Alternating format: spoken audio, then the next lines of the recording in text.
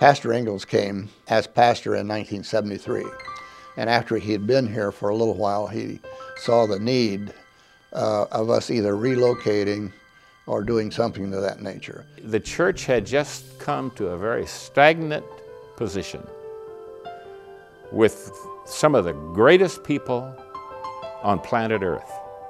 People with vision, with abilities. So he did some research for about a year, and then he asked the board to appoint a relocation committee. And I remember Helen Temple. She said, "Well, Pastor, what do you want us to do? Give us your plan." I said, "Well, I don't have a plan right now. I'm mulling over a plan. But what I need is a long-term planning committee.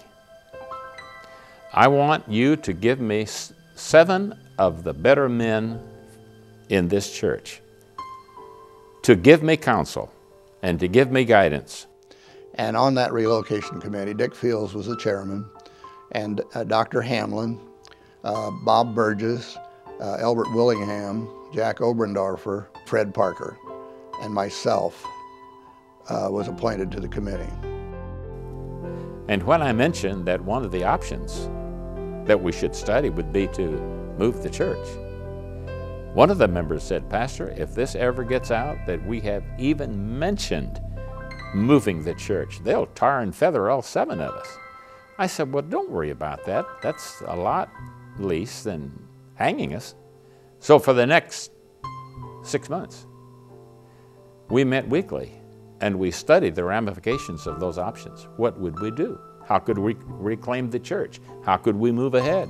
We discovered right out that we couldn't do it where we were on 1 acre and 1/4 of property. We had to have more property. So we figured the only option we had, if we were going to do that, would be to relocate. And that was a hard pill for all of us to swallow. I didn't want to get involved in a relocation. I wanted to take it easy and be a preacher and a pastor. We checked out place after place after place, literally walking around, tromping around the grounds. And we came to Minor Drive in State Line. Minor Drive was a little country road that went west and then just fizzled out in a few blocks. And there, that property on the left struck us all immediately. Wouldn't that be the ideal location? Well, Ingalls said, "We've already talked about that. We've already approached. It's owned by J.C. Nichols. They have already platted it for some sort of construction project." They said, "We are not in the real estate business. We are in the developer business." And they said, "The answer is no, it's not for sale." So Ingalls told us that. And we got out of the car anyway and walked over the property, and it just said, wouldn't that be a marvelous place for a church? Or to a person, the committee just couldn't think of a better location for our church than right here. And the decision was a committee for Ingalls to contact Nichols again and see if they would not sell that property for us. So Monday morning, I called the office and found out who was in charge of the day-by-day operations of the Nichols Corporation. They told me a man by the name of John Ruddy. He was over all the employees. He was over all of the daily workings of that corporation.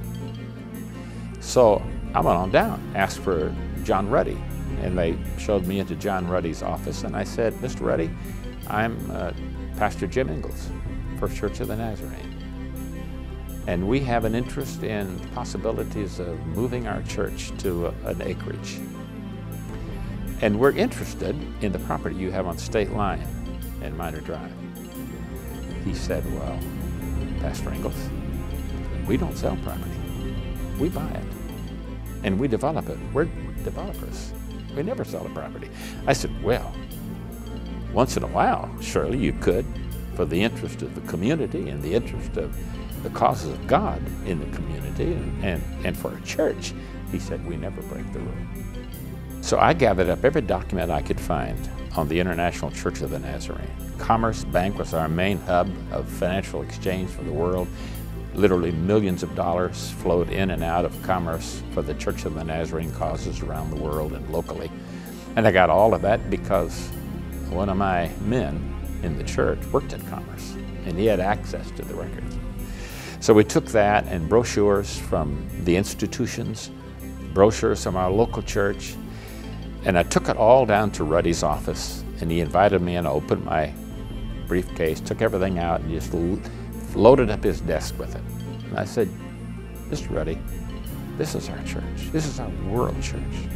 You certainly would have some sympathy in providing us a property that you may never use, or you may just want to stick it away in your portfolio. He said, Reverend Ingalls, I have no ruling to make on it because it's not my jurisdiction. The company just doesn't do it. And he helped me pick my stuff up, put it back in my briefcase. And for the next 2 months, I went to J.C. Nichols' office every Thursday, walked up to Ruddy's office, knocked on his door, and he would say, come in. I just opened it. And I wouldn't even go in. I would just say, Mr. Ruddy, we're still interested. Close the door and leave. Finally, I received a telephone call from a man by the name of Bill, who was in charge of all the agricultural land that J.C. Nichols had purchased. So he was actually over the site on State Line. He called me and he said, Reverend Ingalls, Mr. Nichols and John Ruddy has given me a message to deliver to you, but they wanted it delivered to your office. Could you see me on Monday morning? I said, I sure could. I'll meet you at 9 o'clock. So at 9 o'clock he showed up. He came in.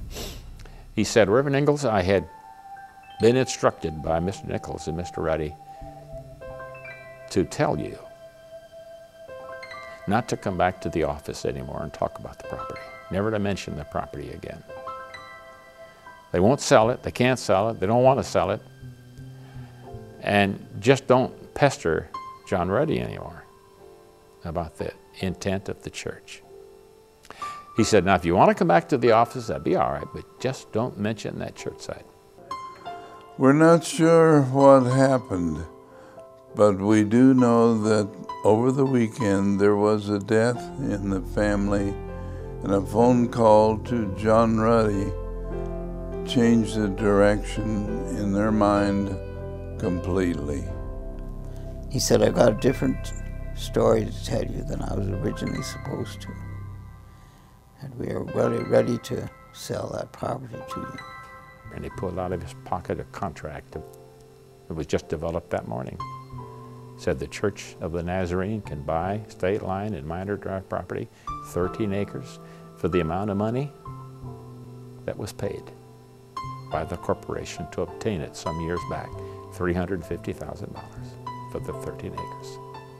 And we have, as you know, one of the choicest properties in that whole area.